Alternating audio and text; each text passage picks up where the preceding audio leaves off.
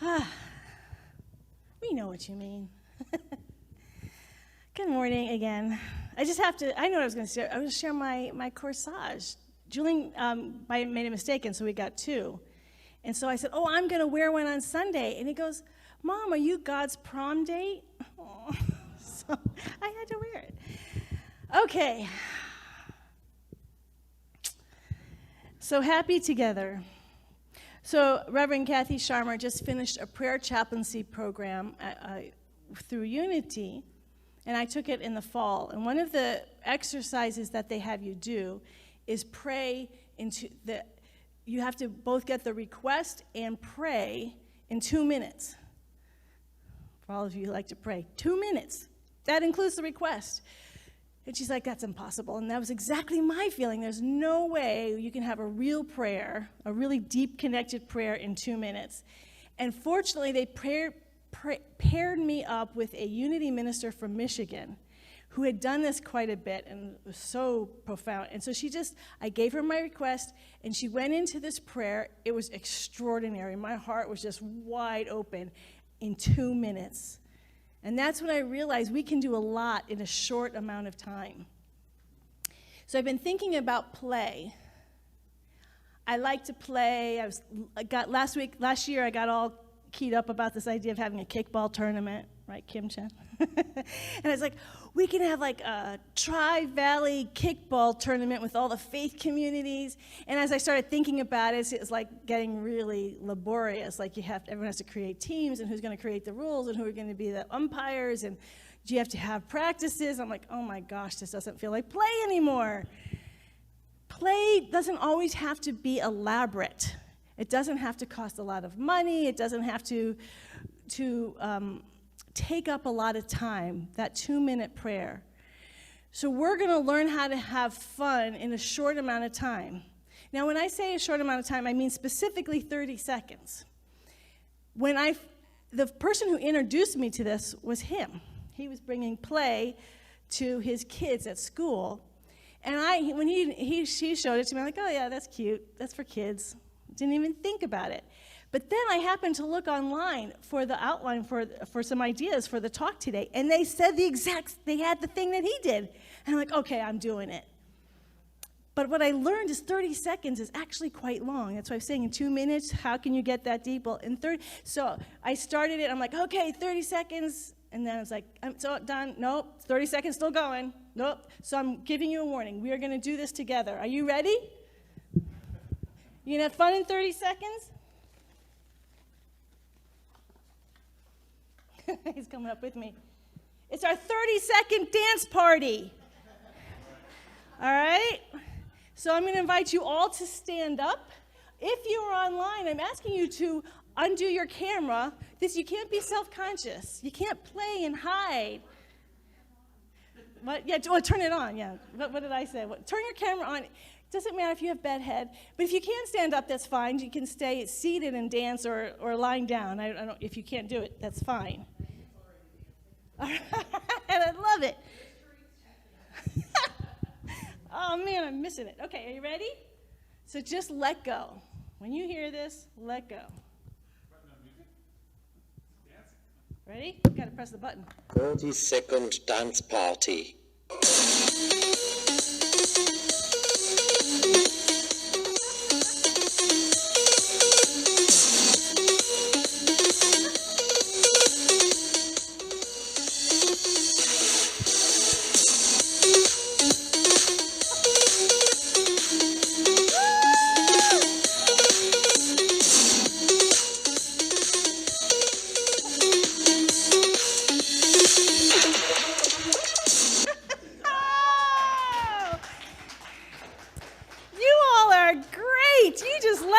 Completely. Oh, I love it so much. I thought you were going to have to warm up to it, but man, you just did it. Woo! Feels good, doesn't it? 30-second dance party. It allows our body and our energy to go, as we heard the Bushman way of tracking God. Just get the energy going. Dance ourselves into joy. So I was looking up happy community, and it was amazing how many community planners came up, like how to create a happy community. What was interesting, they all said the same thing, was that the way to create a happy community is having happy relationships. That what we all want to do is to enjoy being with one another. And as we know, community is far beyond just one community, that we're in this multi-levels of community. And so what they found was that people's entire perspectives would change just by small interactions with people they don't even know. So if someone comes up and opens the door for you and smiles, that will immediately shift how you're feeling inside.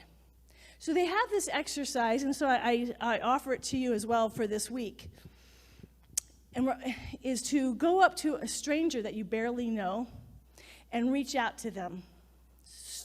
Get to stretch yourself, create community. And so what they did in their conferences is, we won't do now, it's too confusing because of the hybrid, but after service today, what I'm going to invite you to do is talk to someone in this room that you don't know very well. Because usually, remember, often when church is over, when service is over, we go directly to the people we know. We want to finish a conversation or find out how something went. And that's what community is for, is to connect. But we also want to connect with people outside of the people we see all the time. So I invite you after service to connect. And one of the things they said is when you go and greet them, it's just a practice. You don't always have to do this, but today I'm asking you, and online I'll say that in a minute. So is to greet them as if you are greeting an old friend, as opposed to a stranger. So when you see an old friend, you give them, oh, it's so good to see you. How was your week? Like if you don't know somebody, you don't say, hey, how's your week been? But when you know somebody, how's your week been? So go up and say, how you doing? Well, how'd your week go? How's your family doing? You don't know who their family is, but how's your family doing? Greet somebody. It doesn't have to be long. It doesn't have to be this long, involved. That's where we want to shift from that this is all really hard work, which takes the joy out of it, into play, into lightness. That's great. I'm so happy to hear that. We'll have a wonderful week. Reach out. If you're online, don't get off as soon as this is over. Stay online. For those of you who normally stay online, greet the people who don't normally stay online. Just reach out. Say, hey, it's great to see you. How have you been? You know, let's just extend ourselves today, just as a community. Y'all up for that? Feeling that extension of reaching out, feeling the joy of and lightness of being. Sometimes there is a feeling of uncomfortableness, however. You know, that sometimes we don't feel like reaching out, or we feel shy inward. I remember I was getting married. This is my first, I was married once before, and it was to a wonderful minister who's a minister now at in Denver, the Denver area. But we got married at Agape, and Agape is a spiritual community in Los Angeles, big energy. And so we're getting married, and Reverend Nirvana, who is one of the ministers, big energy, is leading a drum circle the night before for all the men. My family's coming in from the East Coast. They've never been there. And my dad, Jay, you'll know what this means. My dad is New England conservative. You know, he just, You know, there's the funniest picture once of my whole family sitting there going, they're like, what is going on? So they had this drum circle, but my dad showed up. See, some people didn't even show up. They felt so uncomfortable with the drum circle. It was for the men, that they didn't show up at all. I love that he showed up, and when they were drumming, my dad had his own drum, and this is what he did. Sometimes he used two fingers, but he stayed the whole time. He never left. He just kept at it. And they loved him for it, because what we have to recognize, it's the participating that matters. The one thing about spirit that's different about the human world is all gauged on degrees, comparisons. There are people who are really good at things. There's the NBA players versus the little peewee players or high school players. You have professional dancers, artists, and then you have all the degrees of talent and skill. That is not how spirit is. Spirit is a radical egalitarian. The fullness of spirit is in everybody. The only thing that matters is that we participate in spirit, that we show up and play. So my dad, when he was talking about it the next day, he would get this little, he's not effusive, so just for him to have like a little smile on his face the next day, I was like, it was so cute. The people who didn't have the smile on their faces, the people who didn't show up at all. So just that one little finger, that's fine. Everybody is welcome at the table. Everybody is welcome to the table in spirit, in God, no matter who you are, no matter what your skill is. I had a really big lesson on this. As I've said, I was the youngest of 4, and so I had 3 older brothers, and they loved sports. So we would often play. We had a lot of kids in our neighborhood. We had about a big, huge lawn. So we'd play a lot of games.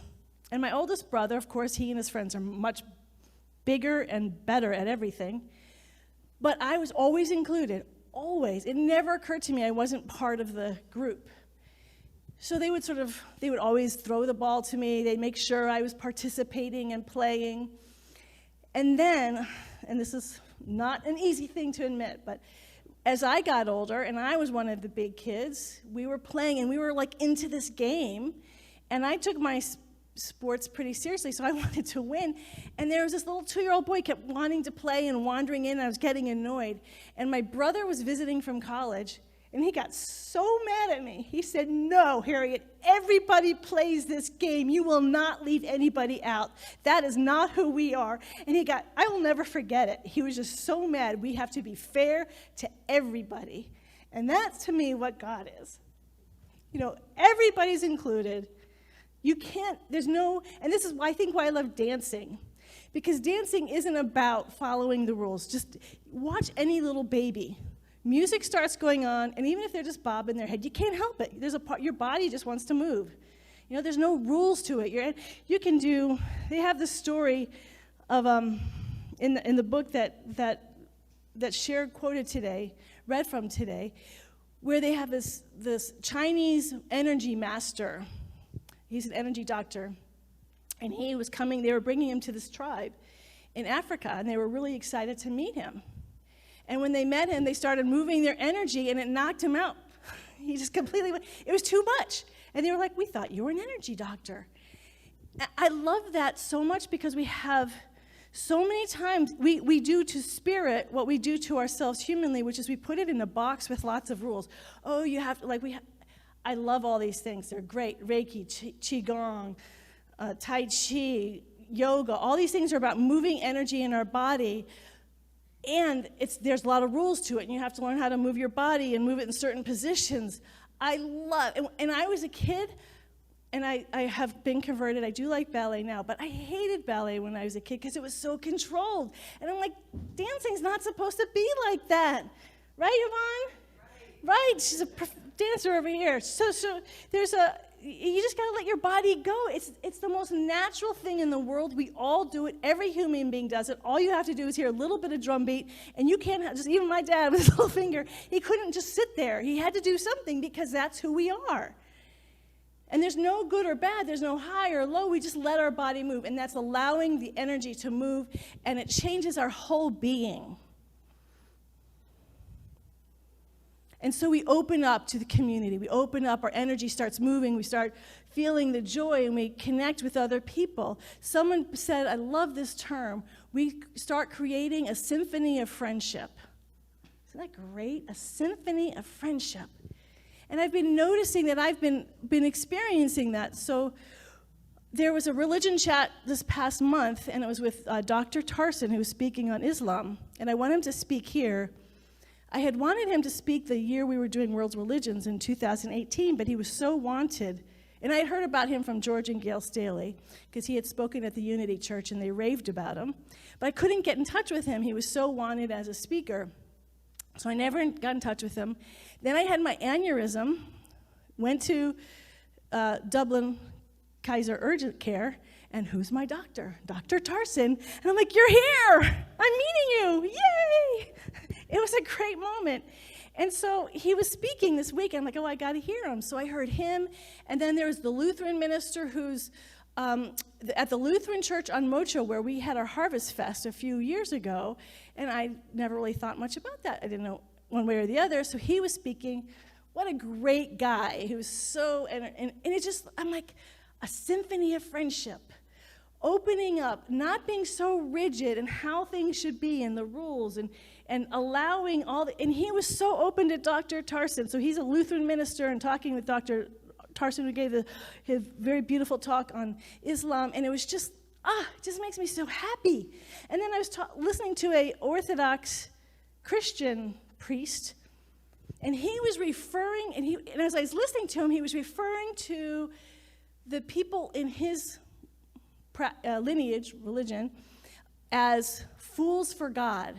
And he kept saying it, and I realized the way the way we would refer to mystics. Oh, they're a mystic. Oh, I think they're a mystic.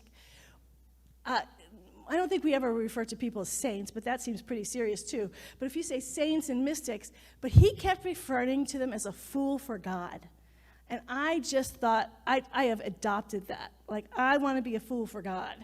And it takes the seriousness out of it. It takes the pretentiousness out of it.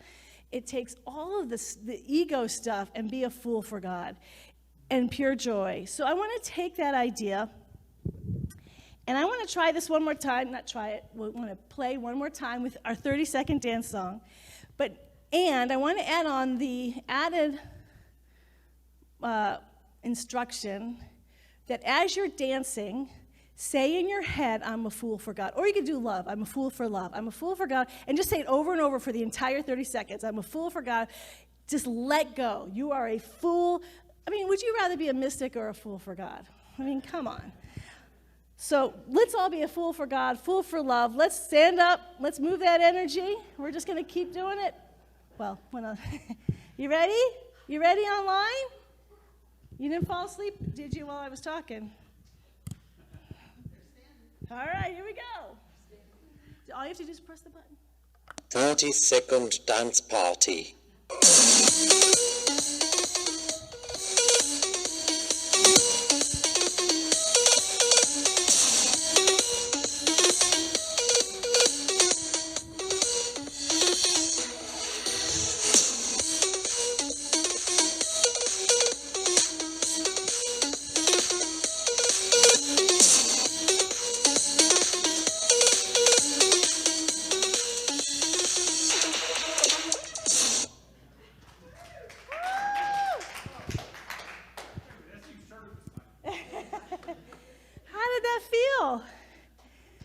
Did it feel a little bit better? Because we're a little less self-conscious, right? The first time we're sort of maybe a little, you guys were actually pretty great. But at least I found, as I was doing it this past week, I was experimenting all week, that fool for God just helped me let go and not think about, I got to be a kid. Kids don't care about what they look like, they just dance. And we don't care what kids look like. We don't look at a kid and go, oh, that's not a very good dance move. That would be so silly. But we do it to ourselves. A fool for God. So,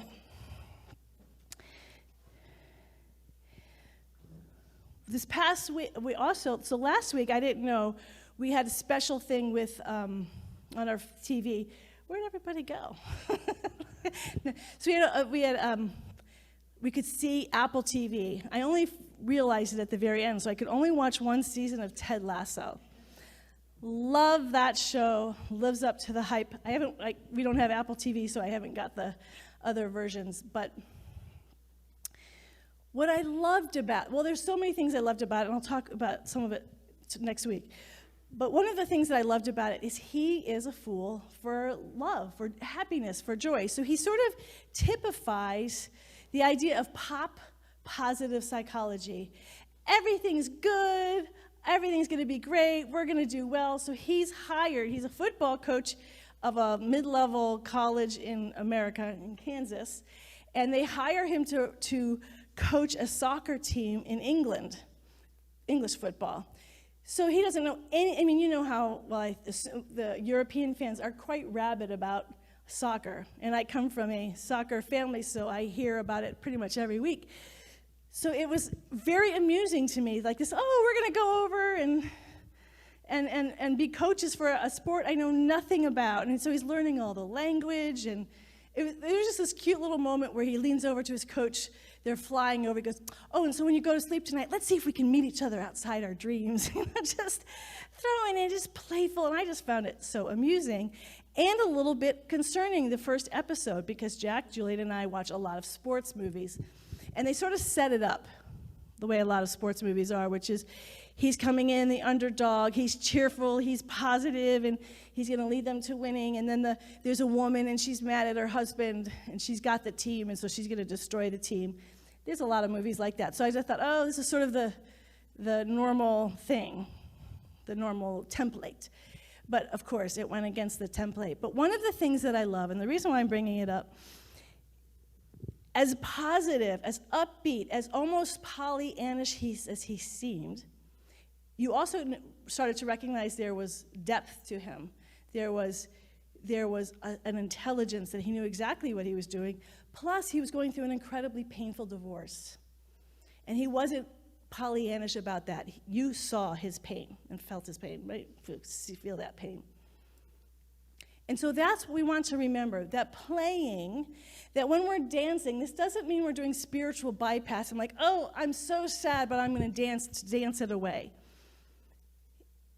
And so to me, it becomes a way of understanding, deepening our understanding of our own inner life. Am I just in a funk? So last week, I think the reason why I like this so much is somehow I woke up and I was just in a deep, dark place. I could journal about it. I did all my spiritual practices. Nothing was shifting it, but it didn't really seem like it needed to be there, but I couldn't get myself out of it. And have you ever had days like that, where you're just sort of in a funk? Maybe for whatever reason, old patterns are popping up. And rather than like continually, well, what is this? Let me work through it. I started my dance party, and it was awesome. And not at first, like I had to do it a couple times, shift my energy. And that's when it's really useful and powerful, is it can shift energy. There was another day this week, and Jack, Julian, and I have been doing it together too. And then Julian came home from school one day, and he's like, okay, Mom, we got to do our dance party. He goes, oh, but I have to tell you something. And he told me really sad news, that hurt our heart, about a friend of his. And so I said, no, we're not doing dance party with that. We need to deal with this. We need to sit down and pray and be present to what this is. So it's getting to know the difference of when we're just sort of wallowing and we don't want to be happy, so I won't touch that, versus and that's when to do it. Like if you're just sort of wallowing in that habit, it's a habit pattern, that you're just in a funk and it's a habit pattern, press that dance button. But if it's truly something that needs to be dealt with, you don't use this to avoid. And this is what I love about community, because community, that's what we're here for. We are here to support each other. That this whole life world can be incredibly challenging. There are things that come up that hurt our heart deeply, and sometimes it's just for a moment, and sometimes it will trigger something where we need some really deep healing. And there's nothing more beautiful than having people who support us, right? To support us. We have home groups. People are connecting on home books, classes. I see people having dinner and lunches and reaching out and connecting. To have someone who's walking with you through those challenging times, that's an extraordinary thing that a spiritual community can do, especially in God. We have an incredible prayer team that we use here at the Lighthouse, and that's going to be growing through our prayer chaplaincy program, because you are all incredible prayers. And that is, to me, one of the greatest ways we are shining our light. But what's essential in all of this is also being able to resonate and be with each other in the joy. When you're having this incredibly joyful experience, and whatever's going on for me, I just drop it in a second, and I'm just so happy for you. I'm feeling it, not just in my head, but I'm feeling your joy. I'm like, oh man, it's so great, you did that. I mean, people are going hiking together, I love it. Good things are happening, and it might not even have a reason. I'm just having a great time playing. I'm having great joy and freedom and light. We had such a wonderful time. We were at the Borges on Friday, just people reaching out. And I know all of you, I see you see your Facebook pictures. And you tell me, too. It's great. We want to support each other's happiness and joy and be able to play. And I know many of you have long-term friendships. I have a long-term friend, and it's been a journey. We've both gone through a lot of growth in the 30 years that we've known each other. It's over 30 years, and at the same time, even our friendship has had some challenges that we've really had to work through. But the consistency all the time is we just laugh all the time. We just have such a good time. And why be, as they were saying about community, what people really want to do is be in the joy of being with the people they like being. We like to be happy. It's fun to share it with other people, the happiness and the joy. Otherwise, it's just drudgery. I remember when we started home groups, I was talking to Mark Anthony Lord, who was helped us create the structure for it.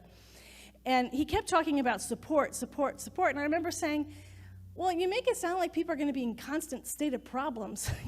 Can it be something other than just support? Can it be fun? Can we play? And that can be spiritual practices. So for me, spiritual practices are a form of play.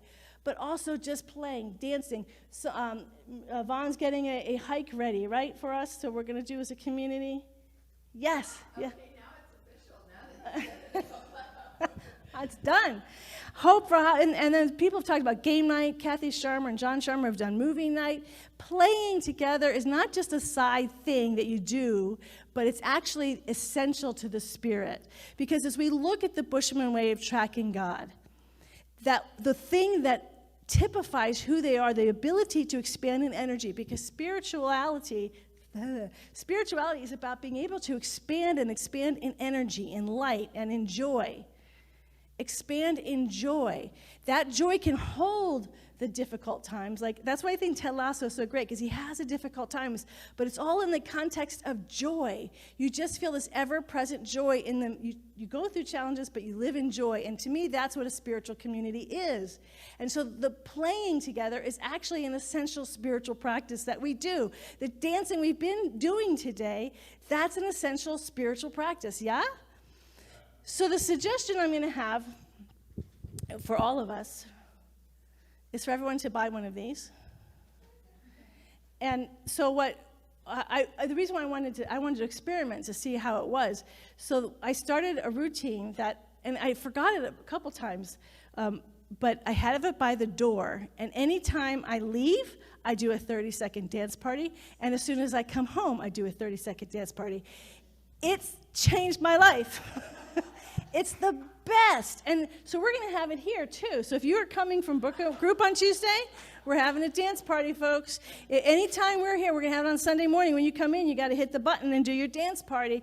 We are going to be dancing together, enjoying and playing together. No judgment. Just participate, even if it's just like this. If you're at home and you can't move around lots, move your head. Doesn't matter. Just participate. Allow that energy to start circulating, because we are a community of light and we are meant to be seen, to be felt, to allow that joy to permeate. So as my friend and I have gone into this 30-year journey, it was the joy that kept us together. It's the joy is why we are on this planet. Sri Aurobindo, the whole reason why Spirit created this universe was for joy, for delight. And so we need to start practicing that delight with intention, power. Yes. Yes?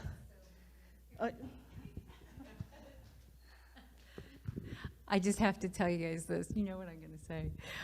So when my father died in September, and I got there a week later, and I figured out that the caregiver had embezzled all their savings, and my mom was 94, and I was trying to figure out what to do, and it was just a catastrophe. It was awful, and it was really dark and depressing, and I really was having a hard time. And Yvonne, my dear friend, I called her up, and I don't know if you guys are familiar with Grazing in the Grass by Hugh Maskell, right. If you're not familiar with that, listen to it later today, because I called her up, and I said, we're going to have a dance party. And she was here in California. I was in Florida. I went out in the backyard. She was there, and we were both dancing to the same song at the same time. And it was awesome, and it totally lifted my spirits. Perfect. That's it. That's what we're here to do, dance together. So I'm going to read this quote about reminding us who and what we really are, and then we're going to do a dance party right into prayer, okay? So why don't you stand up now so you don't have to stand up later? And this is just about who we are as the Lighthouse Center for Spiritual Living, and it's from the Bible, a book known for incredible dancing. You are the light of the world. A city set on a hill cannot be hid, nor do people light a lamp and put it under a bushel, but on a stand, on a lighthouse, and it gives light to all. Let your light so shine before people that they may know who you really are. That's what we're here to do as the Lighthouse, as a community. Let's shine our light. Let's dance and be fools for God. Here we go. 30-second dance party.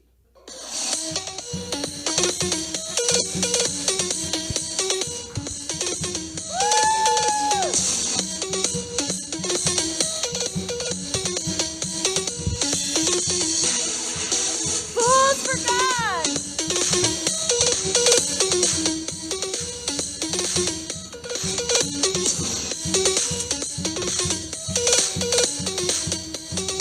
I'm a fool for God. Woo! Beloved Mother, Father, God, infinite love, intelligence of the universe, we feel your light. We feel your light pouring through every atom and cell of our being right here and right now, that we know that we are not just a physical body, we are a light body. And we feel your light. We are your light here and now. Gotta breathe. And so we thank you for this light. We feel that light. We allow it to pour through our hearts and our bodies and our minds and our souls, and that we share this light. This light is not a solo light. It is a light that is to be given to every person with whom we come in contact. We allow our light right now to shine and connect with everybody in this community right in this moment who are in this space, who are online. We give special thanks for the people who are Cassie and Lynn on Zoom and camera, Jack, Michelle, Cher, all the people who have been serving us, Facebook. That light we feel right now pouring through us, connecting in light and in love, in joy, in freedom, in delight. This is who we really are. This is who we are before we were ever birthed into time and space. And this is who we are becoming as individualized expressions of this joy and delight. And we feel more joy and delight as we experience each other's joy and delight. We witness joy in action when we see other people and smile and know that they are our brothers and our sisters. When we see pain, we feel their pain, and we hold in that pain the light that we know that is there. And so in this moment, let us hold light for people that we know in our own personal lives, and we know on this planet. There are people who are suffering in the Ukraine, in our community. All these names that are flourishing around in our being, we don't try to control it. We just let our light pour out. Let's let our light just pour out to anyone who's in pain, who is suffering, who is feeling the separation from their own light, who are feeling fear, survival. We just pour out more and more light. We allow it to pour from our hearts and our bodies. We are givers of light. We are revealers of light.